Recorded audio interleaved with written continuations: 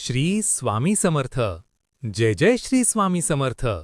नमस्कार समर्थ भक्तांनो, आपला मनपूर्वक स्वागत आहे आपल्या आवडत्या यूट्यूब चॅनलवर भक्तिरस श्री स्वामी समर्थ.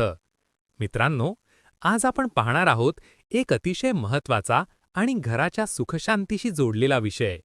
घरात आरसा कसा असावा, कोणत्या दिशेला असावा आणि कोणत्या ठिकाणी अजिबात ठेवू नये. वास्तुशास्त्रानुसार आरसा फक्त चेहरा पाहण्यासाठी नसतो, तर तो ऊर्जा वाढवणारा किंवा बिघडवणारा घटक असतो. म्हणून हा व्हिडिओ शेवटपर्यंत नक्की पहा. आरसा म्हणजे काय? वास्तुमहत्त्व. मित्रांनो, वास्तुशास्त्रानुसार आरसा हा जलतत्वाचा प्रतिनिधी मानला जातो.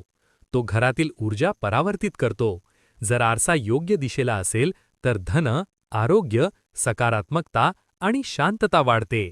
पण चुकीच्या ठिकाणी असेल तर कलह, आजारपण, ताणतणाव आणि आर्थिक अडचणी निर्माण होऊ शकतात. आरसा कोणत्या दिशेला असावा? शुभ दिशा. 1. उत्तर दिशा. अत्यंत शुभ. उत्तर दिशा ही कुबेराची दिशा मानली जाते.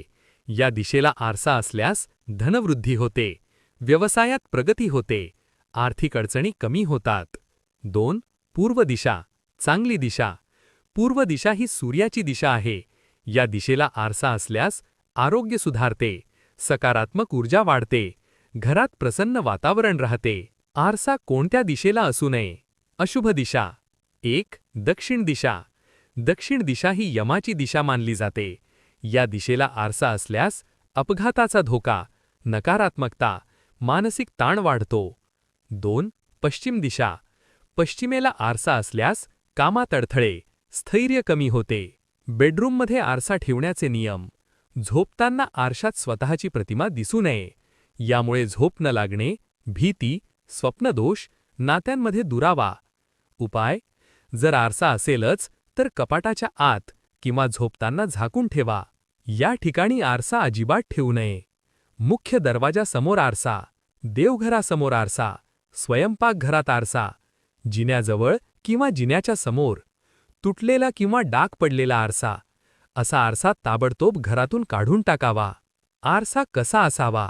चौकोनी किंवा आयताकृती, स्वच्छ, न तुटलेला, पूर्ण शरीर दिसेल असा. फ्रेम साधी आणि मजबूत. तुटलेला, विचित्र आकाराचा, अनेक तुकड्यांचा आरसा टाळावा. एक विशेष वास्तू उपाय.